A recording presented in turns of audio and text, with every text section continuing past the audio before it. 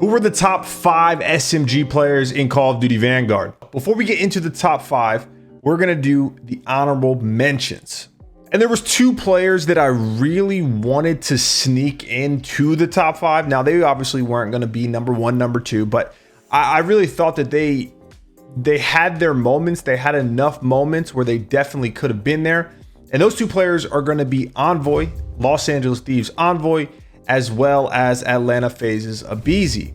But between the eye test and obviously the statistics that back up a lot of these rankings, I couldn't put them on that list. I couldn't put them in the top 5. So they are honorable mentions, but they had a hell of a year. Starting off at number 5, guys, this is going to be shocking to some people. I might even get cooked, but it is going to be Optic Shotzzy.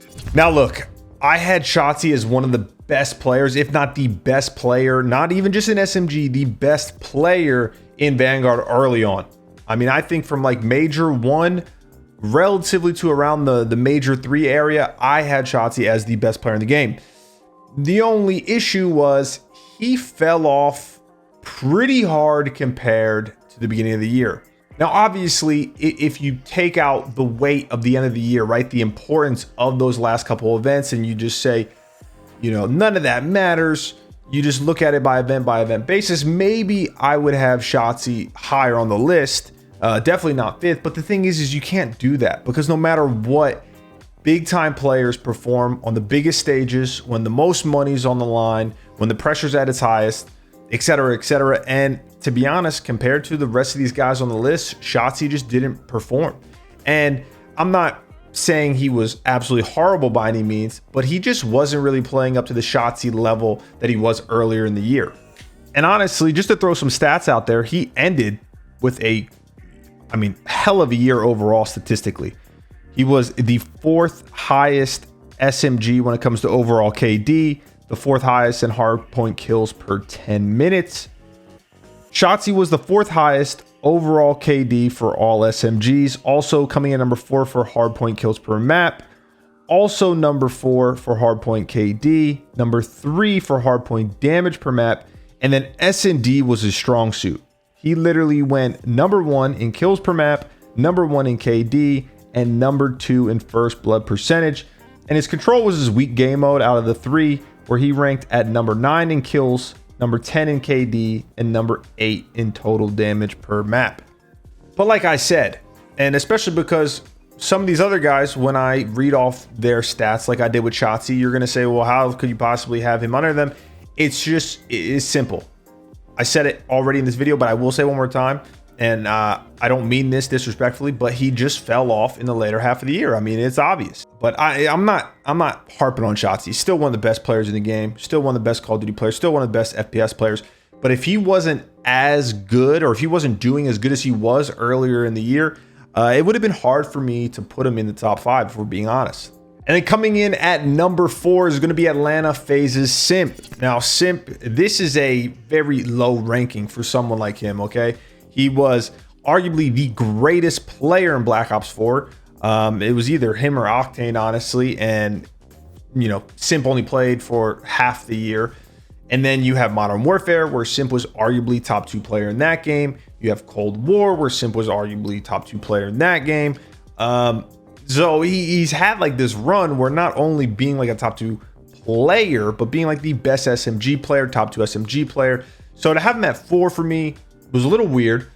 But the crazy thing about it is this was like a down year for Simp, and he still had a pretty damn good year. Just to bring up the overall stats for Simp, he ended number 5 out of all the SMGs in overall KD. When it comes to hardpoint, okay, he was so-so. He was ranked 8th in hardpoint kills per game, 7th in hardpoint KD, 6th in hardpoint damage. S&D, we all know Simp is going to be fantastic at S&D. He was 4th in kills per S&D, 3rd in S&D KD, 8th in first blood percentage. And then when it comes to control, his kills were a little low, but his KD and his damage were ranked fairly high. He comes in number 11 in kills per game, number 4 in control KD, and number 5 in damage per game. So realistically, if you were to average all of those out, if you were just strictly an analytical stats guy, he would be kind of around the 4th spot. But even Simp, similarly to Shotzzy, he never really found his groove. Now, I do think he definitely had a way higher floor than someone like Shotzzy, but he wasn't the Simp of old. Still, top 5 SMG player in the game, in my opinion, throughout the entirety of Vanguard. And, you know, it is what it is. And I'm going to get a lot of, I already know, I'm going to get absolutely cooked. Maybe not, but most likely, yeah, on number 3. And number 3 is going to be Los Angeles Thieves Kenny. Now, this is where it was tough. Okay, this is where it was tough because Kenny didn't run a sub throughout the entire game. I understand that. When they first made the switch in what was, I think it was like the Major 3 qualifiers, Major 3, it was looking slow. You know, it definitely wasn't looking fast. It was looking like I was going to have to come out of retirement, no cap. But the turnaround and his highs, especially when you put everything into perspective, right? Kenny, he didn't run a sub for nearly as long as every other player in this list, or every other sub in the game. So he started out way behind, and it showed. You know, his performance was not good. LAT's performance was not good, but once he got comfortable and once he got confident, the 2 biggest events all year, Major 4, the Major 4 qualifiers, Major 4 and COD champs, Kenny was everything. He literally got back-to-back MVPs at stage 4 and COD champs. That's something you have to take into account. And I'll read you his stats overall. Like I said, this is going to be a little skewed for him because he wasn't a sub the entire time, but I'm going to break it down in 2 different ways.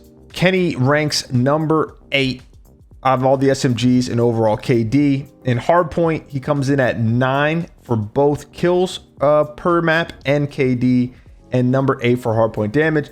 SND, he ranks 10th, 11th, and 10th in terms of SND kills per map, SND KD, SND first blood, and then control kills, he's 6th, control KD, he's 8th, and control damage, he's 6th. But like I said, you don't measure the first event and COD champs is the same. You just can't. There's a different feeling in the air. There's a lot more money on the line, a lot more pride on the line, whatever you want to call it. Okay, it's just more important. This is the Super Bowl. This is the end of the year. These are the most important events. And Kenny was lights out. So for those 2 events, like I said, Kenny was ranked number 8 overall in overall KD for all the SMGs. In Major 4 and champs, he comes in at number 2. He's basically top 5, top 3 in almost every single statistic category for all the SMGs in those 2 events. And I know that's a small sample size, like I said, comparing it to say like Shotzy's first 2 events were unbelievable, but those events just aren't as important. And when I brought everything into the mix, you know, and I put it all in a bowl and I decided how I was going to do these rankings, if you want to say I dipped a little bit of bias in there, then maybe, but I just think Kenny was by far the best SMG player the last 2 events. I do. I'm not just talking about stats. I'm not just talking about highlight plays. I'm not just talking about because they won. I just think he was the most impactful SMG player on the map. Now, you could argue, okay, because I know how it is. You could argue that it wasn't just him. It was just LAT's overall mindset and the way they worked off one another. But I've always felt like Kenny, that's always been one of his strong suits. I teamed with him when he was the best SMG player in the game in World War II. And it wasn't because of his skill necessarily. He's unbelievably talented, but it was his intuition. It was just the way he impacted the map. And I think it's hard to argue that he was not at the very least top 2 when it comes to the SMG role the last 2 events of the year. So I think with all that in mind, he is number 3 overall. I know he didn't run a sub the entirety of the game, but from what I've seen from that Major 3 period and on, I feel like number 3 is a good spot for Ken. And then coming in at number 2, we're going to have NYSL's Hydra. Now, I want to say 2 things. The first thing, when I read off Hydra's stats throughout the entire year, you're going to be like, yeah, he's absolutely disgusting. This is, you know, a good spot for him. Like, he's one of the best players in the league. He is. Hydra is. But I will say this was kind of on the flip side of Ken. Nothing against Hydra because I think he's great. Obviously, there could be some language barrier issues. I know NYSL kind of blew up on the flank not that long ago, so there were also just internal issues. So I get that. But for me, I don't just like looking at the stats. And while Hydra passes the eye test, like he's not some absolute scrub, I just don't think he's as impactful as he could be. I've said this time and time again. I think he may be a little selfish. Now, there's nothing wrong with that. You know, you have to be a little selfish for sure when you play Call of Duty. You don't want to just be completely selfless because it's just not going to work. Okay, it's not going to be good to be that type of player. But I think when you look at him and his stats compared to other SMG players, I would argue that there's other SMG players that are more impactful and are quote unquote better in terms of helping their team win than Hydra. But you just can't take that into account, right? Because then that becomes a perspective, right? How people just view the game and how they view what's the right play, what's the wrong play, yada, yada, yada, right? You have to take into account some stats, and Hydra's stats are unbelievable. I mean, he ended the year number 2 overall KD for all subs, number 5 in hardpoint kills per map, number 3 in hardpoint KD, number 4 in hardpoint damage. Then in SND, which was his weakest mode, but still not bad, he ranked number 6 in SND kills per map, number 7 in KD, and number 5 in first blood. And then control, it was also pretty absurd where he ranked number 2 in control kills per map, number 1 in KD, and number 2 in damage per map.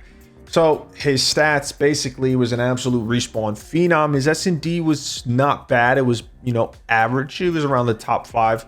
I don't know why I said average because that's still unbelievably good.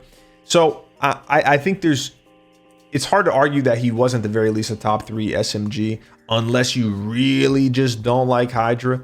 Yes, he has his flaws. Yes, he could be a little, you know, stat patty. But you have to look at everything as a whole, right? Especially what we know now with the NYSL issues. Not going to get into it, but there was a whole lot of internal issues where, I mean, I would have blew it up forever ago if that was the case, if I was competing on that team. So I don't know. It's hard to say. Hydra's unbelievable talent, generational talent, and he's a great player. And I think with the right opportunity, he could be the best player in the game for sure.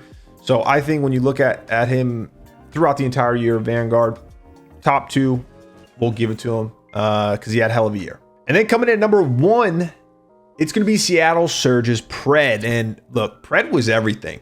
I think this was Pred's not most important year because this was his rookie year, but this was a huge year for Pred to learn. And he did because, you know, he got rookie of the year. I mean, I'm currently ranking him as the best SMG player. And I think probably a lot of people out there will also agree throughout the entire year. And he's a rookie. But the biggest thing for me is just how much he grew as a player from the beginning of the game until COD Champs. He was very inconsistent in the beginning of the game. Like, we saw his ceiling, we saw his potential and what he could do, but he just couldn't find that rhythm to be able to replicate it, you know, from series to series, event to event. He was very hit or miss early on, but then he found it. He found his confidence. He found a good flow for him. And I mean, look, these stats are absolutely absurd. Pred ended the year number 1 overall KD when it comes to all SMG players. He also ended number 1 in every single hardpoint category. That's kills per map, KD, and damage. SND was solid, coming in at number 5 in kills per game, number 5 in KD, number 6 in first blood percentage. And then in control, he came in at number 1 in kills, number 2 in KD, and number 3 in damage. So similarly to Hydra, respawn dominant, still very good at SND, but I just thought he was more impactful. He was more aggressive. I mean, he was everywhere. Like, Pred was literally everything for the Seattle Surge team. And he had so many games where he just quite literally put my boy Accuracy, the general, on his back and willed him to victory. He has great intuition. I feel like his timings were some of the best out of, actually, this probably was the best out of every SMG. The only one I would compare that to would be Shotzzy early on in the year. But he was just unbelievable. I mean, the stats speak for themselves. He had a great year. He did get an MVP in the one major that they won.